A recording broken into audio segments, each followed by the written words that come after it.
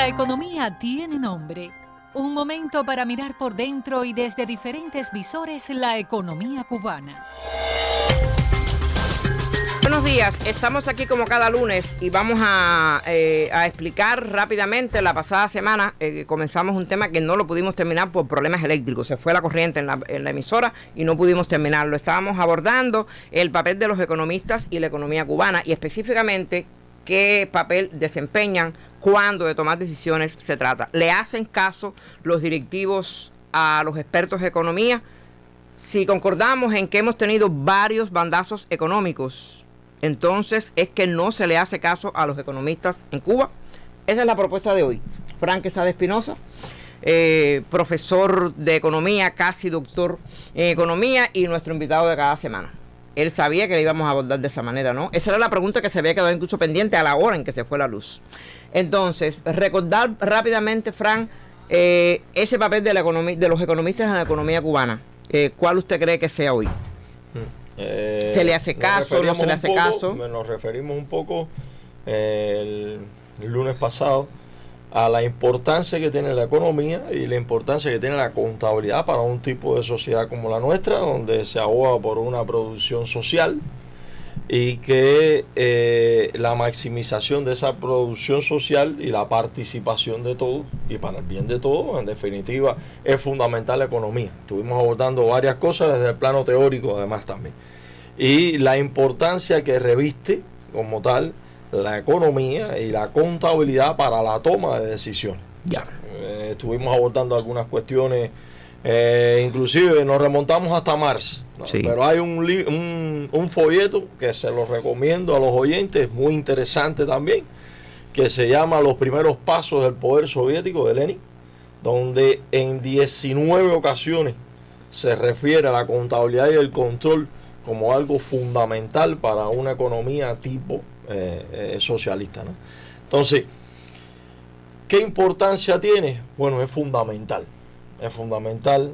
Hay que abrirle los oídos a la academia, no al economista, sino a la academia, sí, en sentido sí, general. hablando de economistas como técnicos, licenciados. O sea, nos referimos inclusive al tema de la ciencia. No sí, es que el que se equivoca es el hombre, no la ciencia, claro, específicamente. Y entonces es fundamental. Entonces, en tantas equivocaciones económicas que hemos tenido, porque sí concordamos en que hemos tenido equivocaciones económicas, ¿o no? Han habido aciertos y desaciertos también. Bueno, un día vamos a hablar de esos aciertos y de esos desaciertos, sí, como si fuera una tarea, ¿no?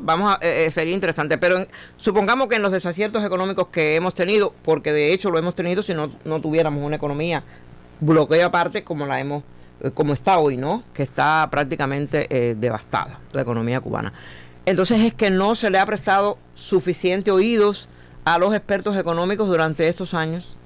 ¿Qué usted considera? Hay una declaración siempre que se ha hecho por parte de los directivos de una escucha, de una participación de la academia. Pero eso es teoría. En la práctica, ¿cómo ha pasado? En la práctica, como la vida misma, la academia tiene su polémica también, sí, en varios sentidos.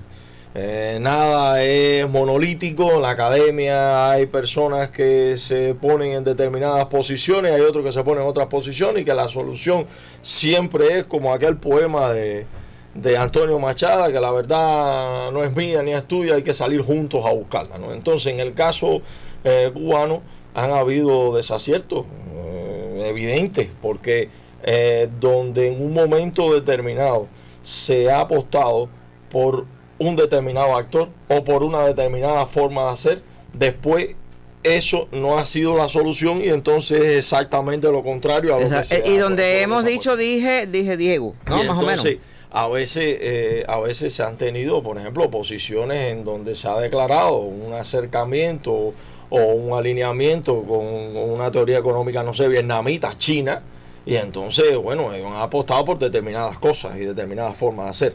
Independientemente que injertes en nuestras repúblicas el mundo, pero que el tronco sea el de nuestras repúblicas, ¿no? O sea, respetar las condiciones tenemos actuales. Nuestras condiciones muy particulares y nuestra idiosincrasia y nuestra forma, o sea, y nuestro quehacer cultural, por decirlo de alguna manera, nuestra forma de hacer cultura, ¿no? Además de nuestra cultura intrínseca como tal.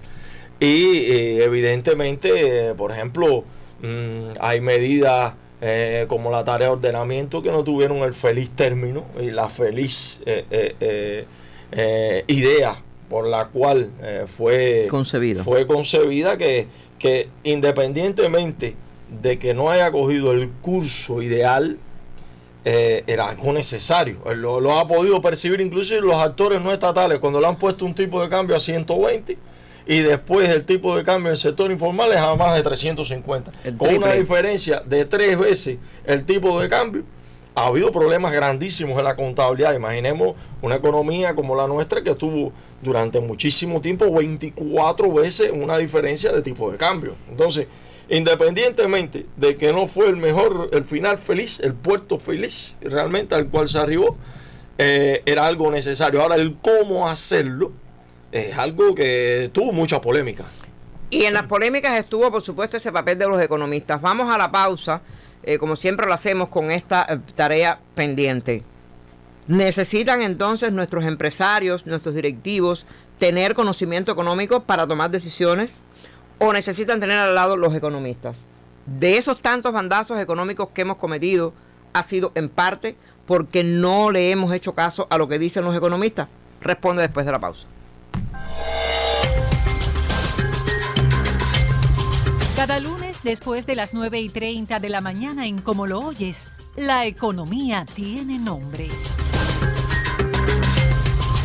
Entonces póngale nombre a la respuesta. ¿Es que los directivos no tienen conocimientos económicos y les hace falta tenerlo, o que no lo hacen caso a los economistas? Soy de la idea que los directivos y los dirigentes necesitan las dos cosas. Primero, tener conocimiento de economía. Es básico e insustituible para dirigir, y más un tipo de sociedad como la nuestra. Lenin lo decía. Lenin, en ese trabajo que antes de venir le estuve mirando, porque es interesantísimo, decía, hay personas, hay revolucionarios que merecen entrar vivos al cielo, por decirlo de alguna manera, pero que no saben economía. Y este tipo de sociedad. Y podríamos aplicarle esa sentencia de Lenin a la nuestra. A la nuestra. Lenin es una gente que hay que tenerlo de cabecera. Es la primera intentona de construir una alternativa al régimen del capital. Y construir una alternativa al régimen del capital es creación heroica, como decía Mariátegui. Ahora, usted ha venido muy filosófico hoy, económico ha venido filosófico. Es que soy economista político. Sí, no, pero claro, un economista formado, y hay que entonces, escuchar la academia. ¿Qué pasa? No solamente tener al lado el economista, que es fundamental porque es hacerle caso. Te da luces, pero para hacerle caso se necesita conocer también. Exacto. De gestión económico-financiera. Hay algo que siempre, que lo mencionaba el lunes pasado, cuando parafraseando a Aristóteles con el tema de que el hombre es un animal político. No, el hombre es un animal económico también, en este sentido, porque cuando no aplica la economía, se le aplica. La economía se le aplica a él, Uno reacciona cuando se le aplica una mala decisión en torno al tema económico, ¿no? ¿Qué puede haber pasado, por ejemplo, con el caso de Texas? Que lo vimos en un momento, que era una medida económica, sí, lo dijimos. Era una medida económica. Porque le dieron marcha atrás en algunos casos. En un momento determinado, quizás las tarifas no eran las más felices, independientemente de que... Que pudo haber pasado también con la tarea de ordenamiento, que no se le hizo caso lo suficiente a los expertos económicos. Hay muchos expertos que decían de que se aplazó demasiado, casi 5 años, porque fíjense que hubo una primera intentona de hora cero, que fue en el 2014, con una resolución inclusive dictada. Y se tardó 7 años. Y después de ese 2014, se hizo otra mucho más integral, mucho mejor concebida, pero demoró mucho. Y en el futuro... es impredecible. Ahora, en la economía hay que aplicar, según los expertos, las medidas cuando lo llevan o cuando haya que aplicarlo.